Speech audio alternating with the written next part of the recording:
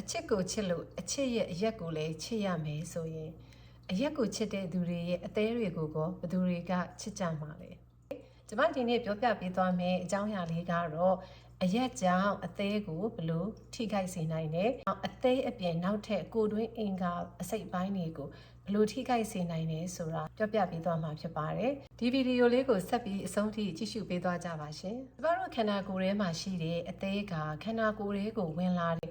အစိတ်အတောင့်နဲ့တခြား chemical ဓာတုပစ္စည်းတွေကိုအမြဲတမ်းတန့်စင်ပေးနေတဲ့စက်ယန္တရားကြီးတစ်ခုဖြစ်ပါတယ်ခန္ဓာကိုယ်ထဲကိုဝင်လာနိုင်တဲ့အစိတ်အတောင့်တွေကအစားတောက်တွေထဲမှာဆိုရင် ready made အသင့်ပြင်ထားတဲ့စီတုပ်ဘူးတွေစိုးစေးပါတဲ့အချိုရည်တွေစိုးစေးပါတဲ့ကြားလုံးတွေနဲ့ sausage အသားတွေပဲဖြစ်ပါတယ်ဆေးထဲမှာဆိုရင်တော့အကိုက်အခဲပျောက်ဆေးဖြစ်တဲ့ paracetamol, acetaminophen နဲ့ကီမိုဆေးတွေကအဓိကအသေးကိုထိခိုက်စေပါတယ်။စားစာတွေဆေးဝါးတွေထက်အဆိုးဆုံးကတော့အရက်ပဲဖြစ်ပါတယ်ရှင်။အရက်ကိုအသေးကတန့်စင်လိုက်တဲ့အခါမှာ acetaldehyde လို့ခေါ်တဲ့ဘေးထွက် chemical တစ်မျိုးကထွက်လာပါတယ်။ဒီ chemical ကခန္ဓာကိုယ်ရဲ့ကအသေးရဲ့ဆဲတွေကိုဓာတ်ရိုက်ကိုပျက်စီးစေပါတယ်။အရက်ကိုချိန်ဖန်များစွာတောက်တဲ့အခါအသေးကိုပျက်စီးစေမဲ့ဘေးထွက်ပစ္စည်းကအသေးတွေကထွက်လာလေလူနဲ့ပဲလဲပတ်ရင်တဖြည်းဖြည်းနဲ့အသေးကပျက်စီးလာတာပါအသေးထိခိုက်လာပြီဆိုရင်အသေးရဲ့နောက်ထပ်အလုပ်တစ်ခုဖြစ်တဲ့အစီကိုခြေဖြတ်ခြင်းအလုပ်ကိုလည်းသူတို့မလုပ်နိုင်တော့ဘူးအစီကိုခြေဖြတ်ခြင်းကိုမလုပ်နိုင်တဲ့အတွက်ကြောင့်ခန္ဓာကိုယ်ထဲမှာအစီတွေ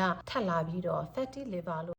ခေါ်တဲ့အသေးအစီဖုံးနဲ့နောက်ထပ်ယောဂတစ်မျိုးထပ်ဖြစ်လာတယ်။အဲ့ဒီအခြေအနေဒီကာယကံရှင်ကသတိမထားမိသေးဘူး။အရက်ကိုဆက်လက်သုံးစွဲနေအောင်မယ်ဆိုလို့ရှိရင်အသေးကအမာရွတ်သေးသေးလေးတွေတဖြည်းဖြည်းစပေါ်လာတဲ့အဆင့်မှာဒါကို fibrosis လို့ခေါ်ပါတယ်။အရက်ကိုဆက်ပြီးသုံးစွဲအောင်မယ်ဆိုလို့ရှိရင်အသေး၆ခြင်းအဆင့်ဖြစ်တဲ့ cirrhosis ကိုရောက်ရှိလာမှာဖြစ်ပါတယ်။ဒီလိုအသေး၆ခြင်းအဆင့်ဖြစ်တဲ့ cirrhosis ဆိုတဲ့အခြေအနေကိုရောက်လာတဲ့အခါမှာခန္ဓာကိုယ်ကနေပြီး nitric oxide ဆိုတဲ့ဓာတ်တစ်မျိုးကိုထုတ်တယ်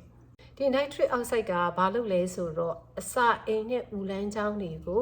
ထောက်ပံ့ပေးနေတဲ့သွေးကြောတွေကိုကျဲသွားစေတယ်။စာအိမ်နဲ့ဥလန်းချောင်းကသွေးကြောတွေကျဲသွားတဲ့အတွက်ကြောင့်နှလုံးရဲ့သွေးလွှတ်ကြောတွေကစီးဆင်းလာတဲ့သွေးတွေကအစာအိမ်ရဲ့ဥလန်းချောင်းသွေးကြောတွေကိုပဲအများဆုံးရောက်ပြီးတော့ကြောက်ကက်ကိုထောက်ပံ့နေတဲ့သွေးကြောတွေကိုရောက်တဲ့လောက်မရောက်တော့ဘူး။ကြောက်ကက်ရဲ့ဆေးတွေကစပြီးတော့ထိလာတယ်ကြောက်ကက်ရဲ့ဆဲတွေစပြီးတော့ထိလာပြီဆိုလို့ရှိရင်ကြောက်ကက်ကလည်းအညစ်အကြေးတွေဆွန့်ထုတ်တဲ့တာဝန်တွေသူအလုံးမလုံးတော့ဘူး။စားနဲ့ရေဓာတ်တွေကခန္ဓာကိုယ်ထဲမှာပိုပြီးတော့များလာတယ်။နောက်ဆုံးခြေထောက်တွေဖောရောင်တဲ့အထိဖြစ်လာပါတယ်။ဒီလိုအခြေအနေကို hepatorenal failure လို့ခေါ်ပါတယ်။အသေးနဲ့ကြောက်ကက်ပျက်စီးလာခြင်းဖြစ်ပါတယ်။ရလက်အနေနဲ့အရက်တောက်ခြင်းကြောင့်ကြောက်ကက်ကိုဓာတ်ရိုက်မပျက်စီးနိုင်ပေမဲ့အသေးပြတ်သွားတဲ့အခါမှာကြောက်ကက်ပါတဖြည်းဖြည်းထိခိုက်လာခြင်းဖြစ်ပါတယ်။ဒီအပြင်အသေးပျက်စီးတဲ့အခါမှာကိုယ်ကျန်းမာရေးအတွက်လိုအပ်တဲ့ဆေးတွေတောက်မယ်ဆိုလို့ရှိရင်တောက်လို့မရတော့ဘူးပေါ့နော်ဆရာဝန်တွေဆိုလည်းအသေးမကောင်းတဲ့လူတွေဆိုရင်ဆေးတွေပေးဖို့တအားခက်သွားပါတယ်ကျမရဲ့ရခင်ဗီဒီယိုတွေမှာပြောခဲ့သလိုပဲအရက်တောက်ခြင်းကြောင့်ကင်ဆာရောဂါများစွာကိုဖြစ်နိုင်တော့အရန်ကိုမြင့်သွားပါတယ်အမျိုးသားဖြစ်ဖြစ်အမျိုးသမီးဖြစ်ဖြစ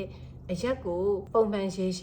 ေသုံးစွဲခဲ့မယ်ဆိုရင်ကင်ဆာဖြစ်နိုင်ခြေရာခိုင်နှုန်းကအရန်ကိုမြင့်သွားပါပြီ။အကယ်၍ကင်ဆာရောဂါသာဖြစ်ခဲ့မယ်ဆိုလို့ရှိရင်ကီမိုကသွင်းရတော့မှာဖြစ်ပါတယ်။ကီမိုသွင်းတဲ့အခါမှာကျွန်မစောကပြောခဲ့သလိုပဲကိုယ့်ရဲ့အသေးကပျက်စီးနေတဲ့အတွက်ကီမိုဆေးတွေရဲ့ဒဏ်ကိုအသေးကမခံနိုင်တော့ဘူး။ကင်ဆာအထူးကုတွေအနေနဲ့လည်းကိုယ်ကင်ဆာရောဂါကိုပျောက်ကင်းအောင်ကုသဖို့အတွက်အရန်ကိုခက်ခဲသွားမှာဖြစ်ပါတယ်။ကင်ဆာရောဂါအတွက်ကီမိုသွင်းတဲ့ကီမိုဆေးတော်တော်များများသည်အသေးနဲ့ကြောက်ကက်ကိုအရန်ကိုထိခိုက်စေပါတယ်။ကီမိုဆေးမသွင်းခင်ကင်ဆာအထူးကုတွေက liver enzyme တွေဖြစ်တဲ့ ALT, AST, ALP နဲ့ bilirubin တို့ကိုကြည့်ပါတယ်။ကြောက်ကက်ကောင်းမကောင်းအတွက်က creatinine ဆိုတာကိုကြည့်ကြပါတယ်။သွေးရလက်အဖြေတွေကတဖြည်းဖြည်းဆုပ်ယုပ်လာပြီးဆိုရင်ဒါကီမိုဆေးရဲ့ဒဏ်ကိုမခံနိုင်တော့ဘူးဆိုတာကိုပြနေခြင်းဖြစ်ပါတယ်။ဒီလိုအခြေအနေဖြစ်လာပြီဆိုရင်ကင်ဆာအထူးကုတွေနဲ့ကာယကံရှင်ယောဂတွေကိုကုသဖို့အတွက်အရန်ကိုခက်ခဲသွားပြီဖြစ်ပါတယ်။ရက်ကိုသုံးစွဲခြင်းအဖြစ်ကိုယ့်ရဲ့ခန္ဓာကိုယ်ကိုတစ်ဆမဟုတ်ဘူးနှစ်ဆဒုက္ခပေးခြင်းဖြစ်ပါတယ်။ဘဝဆိုတာကျန်းမာရေးမကောင်းလို့ဆေးရုံကအိတ်ခမ်းထဲမှာတယောက်တည်းအထီးကျန်ဆန်စွာအသုံးချနေရမယ်အစားမိသားစုနဲ့အတူအသက်ထက်ဆုံးကျန်းမာပျော်ပျော်ရွှင်ဖန်တီးနိုင်မှသာကိုယ့်ရဲ့ဘဝကကောင်းမွန်တဲ့ဘဝကိုရောက်ရှိကြမှာဖြစ်ပါတယ်ဒီလိုဖန်တီးဖို့ဆိုတာကာယကံရှင်ရဲ့လက်ထဲမှာပဲရှိပါတယ်ဒီနေ့ဒီဗီဒီယိုလေးကနေပြီးတော့ အရက်ကြောင့်ကိုယ့်ရဲ့ကျန်းမာရေးပျက်စီးနိုင်တဲ့အကြောင်းတွေကိုပြောပြရင်တတ်နိုင်သလောက်အရက်သုံးစွဲမှုကရှောင်ရှားကြပါလို့တိုက်တွန်းရင်းဒီကုန်းချုပ်လိုက်ပါတယ်ရှင်